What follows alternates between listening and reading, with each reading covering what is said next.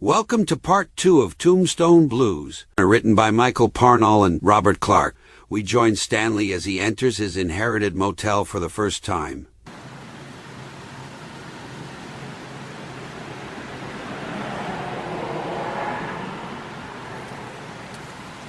The screen door of the motel office opens and Stanley enters the extremely messy lobby.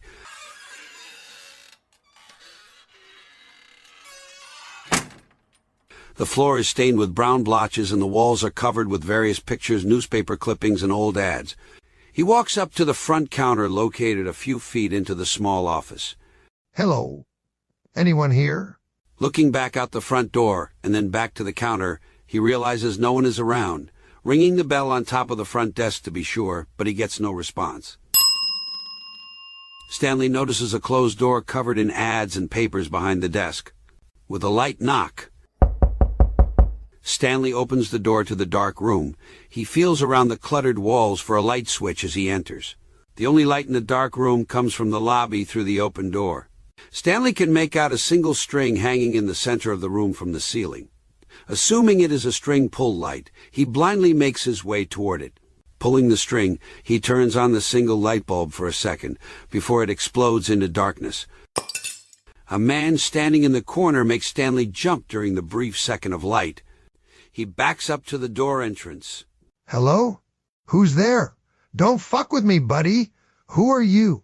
The room remains dead silent as Stan tries to squint to see the stranger. Can you talk? He notices a small beam of light coming from a pin-sized hole in the wall to his right. Feeling the hole with his finger, he realizes it is a covered window and starts to pull the covering off. The uncovered window fully lights up the room from the daylight coming through it. Quickly looking back to the stranger in the corner, he sees it as a poorly dressed mannequin and is not a human. Oh, that is messed up. He looks around the extremely cluttered and messy room. To Stan's left, along the length of the wall, is an old-style entertainment stand, with various televisions and monitors stacked in no apparent order. Directly across the room is a twin bed with dirty sheets and the window cover he pulled off earlier laying on it. Wow, this place is gross. He looks to the stack of TVs and reads a videotape sitting ejected out the front of an old VCR. Play me, Stanley. Huh. Stanley turns on the VCR and the television it is wired to, pushing the tape into the player. He sits in an office chair that faces the screen. The grainy picture plays for him to discover his Uncle Skipp sitting by himself. His uncle is a very thin, unwashed man, and sits smiling with dentures that are obviously too big for his mouth. Hello, Stan. If you are watching this, then I am now 6 feet under. I left this motel to you because my children, nieces, and nephews are well-meaning idiots. They try and help around here, but always fuck shit up. Fucking tools. Anyway, I know you only lived with your mother and took her name. It doesn't matter, though, because you are still my kid brother's son. That means you have Rockefeller blood in ye. I know you will look after this motel and not let it go to shit. Go up to the house to get the keys to this place. I am sure someone there will fill ye in as to who works here and such. It is the next house up the road towards town on this side. You can't miss it. Skipp reaches for a large photo album and opens it on his lap. I wanted to show you some pictures of your relatives and tell you a bit about them. He pulls a picture from the album and holds it up to the screen. It is of a vastly obese, rotund woman, smiling and wearing a pink muumuu. This is the love of my life, and your aunt, Gladys Rockefeller. She just goes by Mommy. Stanley rubs his eyes with his fingers. This is screwed. Standing up, he pushes stop on the player. Stan turns and makes his way out of the room. Soon after, Stanley's blue car can be seen turning off the highway and up the long, dusty driveway toward the farmhouse. The car comes to a stop close to the house, and Stanley climbs out of the running car. He leaves the door open as he walks up to the stairway to the big porch. The sound of music becomes louder as he walks up to the front door. Stanley pushes the doorbell and knocks. He is not surprised that no one inside hears him because the music in the house is playing so loud. Stan cups his palms around his eyes to look through the dirty glass of the door. Down a long hallway he can view the kitchen at the back of the house. He witnesses a large man dancing around to the loud music. Stan can barely see that the man has something strange on his chest. What the hell is that? Stepping back from the door, he feels something hit by his foot on the porch. Looking down, he sees a large dog dish with the word Mommy painted on the side. Oh no! Just then he hears growling coming from behind him.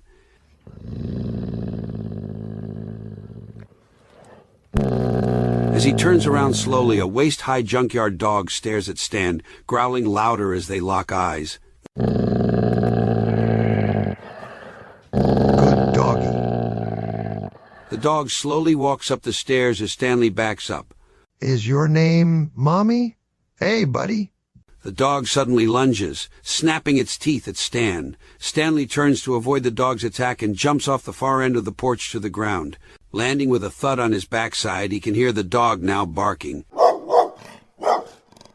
He stands, looking down to his right side, and becomes aware of the long smear of dog crap he landed in. What the? Are you kidding me? Stan begins to try and brush the creamy brown poop off his pants and jacket. Looking back over the porch cautiously, it becomes apparent that the dog's chain only goes so far. He limps back in front of the house around the porch and can see the dog is now in the front yard. The hound growls and barks at Stanley, stretching its chain as far as it can. Stan walks over to the driveway, looking at the open door of his running car. The undivided attention of the junkyard dog makes it impossible for Stanley to get to his car without getting bitten. He puts his hands on his hips with a disappointed look. What is going on? Just one thing after another? Stan turns and walks down the long driveway toward the highway. Stanley walks toward the motel down the shoulder of the road. He kicks rocks and mumbles to himself as he goes. A sharp BMW convertible rolls up and stops beside Stanley. As he looks in the car, he sees it is being driven by the gorgeous lawyer Lisa he met earlier. Hey, Stanley, why are you walking out here? Oh, hi, Miss Bennette. I just went to the main house. My uncle left me a video at the motel and said I could get the keys there. Lisa reaches to open the passenger door. Get in. Stanley looks down to the poop on his pants and then back to Lisa. No, I don't think you want me sitting in. Don't be silly. Get in. Stanley is hesitant and embarrassed as he speaks to Lisa. No, it's just, I got some dog poop on me when I fell and... It is just a few minutes away. It can't be that bad. Get in. Stanley hesitantly climbs into the passenger seat. Okay, whatever you say. The car speeds off. They pull into the parking lot of the motel and park the vehicle. Lisa looks down at the passenger seat Stanley just was in and becomes aware of the large, disgusting strip of feces left on the cloth seat. Stanley also notices it. Oh, sorry about that. I will find something inside to clean that off. He walks around the back of the car and toward the door of the motel office. Stanley holds open the door for Lisa to walk in. Lisa leads them into the lobby of the office. Behind the counter sits the eye-patch hillbilly from the funeral earlier. His brown pleather jacket has a leopard print, matted, dirty fur collar. The filthy man grinds something out of sight just under the desk. His mouth is packed with chewing tobacco, and he stops his unknown activity when he notices them enter. The stranger looks up at them and spits a wad of chewing tobacco juice on the top of the counter. Sorry about that. Can I help you? He wipes the string of brown saliva from his chin. Stanley and Lisa turn to each other with a confused look. The man starts to scratch his chin repeatedly while holding out his filthy right hand toward Lisa. I'm Captain Bob. She looks down at his brown hand and then back up to him. Bob looks down at his extended hand. Yeah, that's a little dirty. Spitting a large amount of tobacco juice from the corner of his mouth, he wipes his hand on his rear end. Extending his hand once again, she daintily shakes his index finger. She then looks at her fingers, pulling a napkin from her pocket to wipe them. Oh, pleased to meet me. Stanley stands uncomfortably, looking nervous. Hello. Well, so, you kids need a room. Oh, no, we. Don't you worry, pretty little self, none.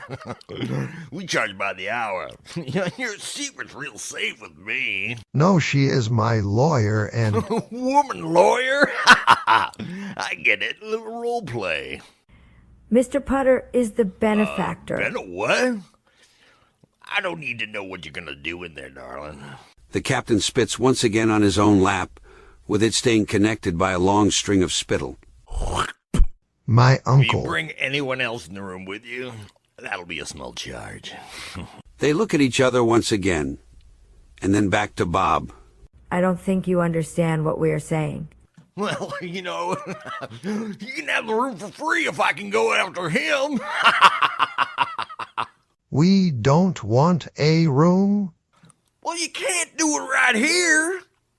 We did not come here to do it, whatever it is. Yeah, I inherited this place from my Uncle Skipp.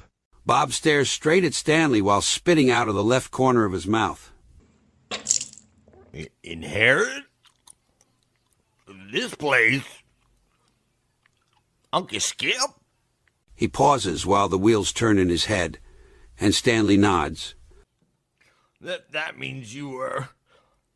Uncle Stan! Oh, my God!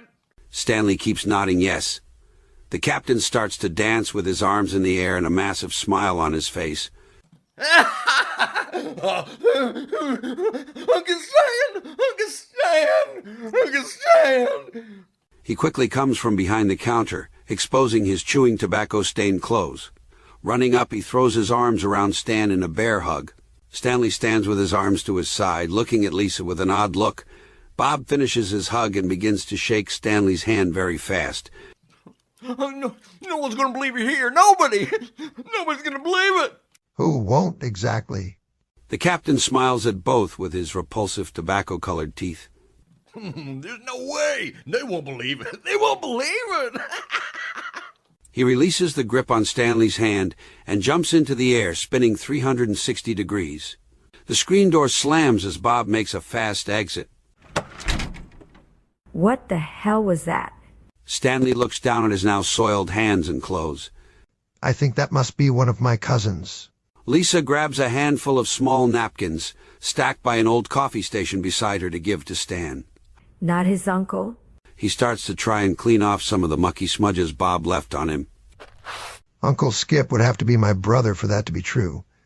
His brother was my dad, and that makes Bob my cousin. Oh, I see. He is a bit confused.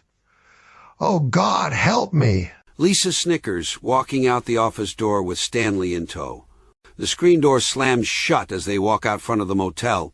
Lisa stands with her hands on her hips, looking over the entire building. This place needs a lot of work. Yeah, I know. He walks over to her car with a fistful of napkins in hand. Do you think you are up for it? She walks over to the driver's side of the car while Stan wipes the crap off the passenger seat. I mean, this place is disgusting. No offense. No offense taken. I was thinking the same thing. I can't get over that I am related to that guy. Well, you don't have to take it. You can put it up for sale? I think I do. I left everything and can't go back. She opens the driver's side door. Everything. Stanley stops cleaning off the seat to look up to Lisa. Everything. I mean everything. My wife was cheating on me. I sacrificed my whole life to make her happy, working overtime and weekends to support her endless shopping. Oh, wow. He continues to wipe the seat in angry motions. Yeah, wow is right. I made at least $60,000 a year at a car parts manufacturer, had a house, 2 cars, and was thinking family. Really? What happened? Stan gets angrier as he talks. The screwed economy and my ex, Sandy Campbell, happened. I got let go when the business went belly up, with massive monthly bills. She springs on me that she has thousands of dollars in credit card debt. Then she tells me that she is leaving me for her secret lover. Apparently, I couldn't satisfy her with my small penis. He begins to well up with tears as he basically punches the car seat with a napkin. A small piece of poop flies into the air from his erratic cleaning and lands in her cleavage. Lisa does not notice due to Stan's outburst. I lost everything, everything. Stanley collapses to his knees crying, causing Lisa to race around the car to his side. She places her hand on his shoulder.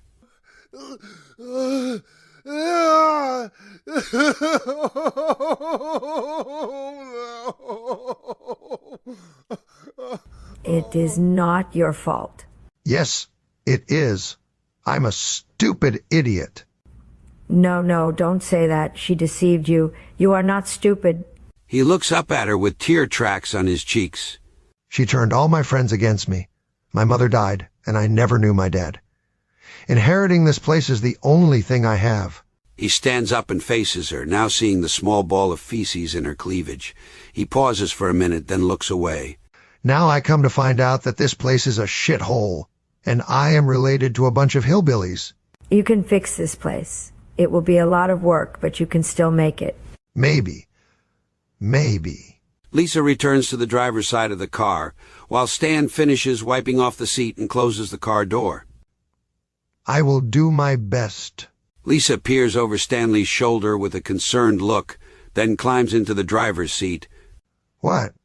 What's wrong? She starts the car and puts it in reverse, looking up at Stan. I'm okay. I will be in touch. Talk to you soon. The car backs up and then drives out onto the highway toward town. Stanley looks over the large grass field to the main house. He sees an endless stream of hillbilly people exiting the main house and making their way toward him. The same large man Stan seen earlier dancing in the kitchen at the main house appears from around the distant corner of the motel behind Stanley. Stan looks shocked by the number of his cousins he has and quickly turns to see the large man with a ventriloquist dummy hanging from a baby carrier on his chest, standing now 2 feet from him. Whoa! Hello? He quickly looks back as he hears Captain Bob yelling while charging toward him. Bob points to Stanley while he screams. Thank you for listening to Tombstone Blues. Join us in part 3 when Stanley meets his extended family for the first time. Bye-bye.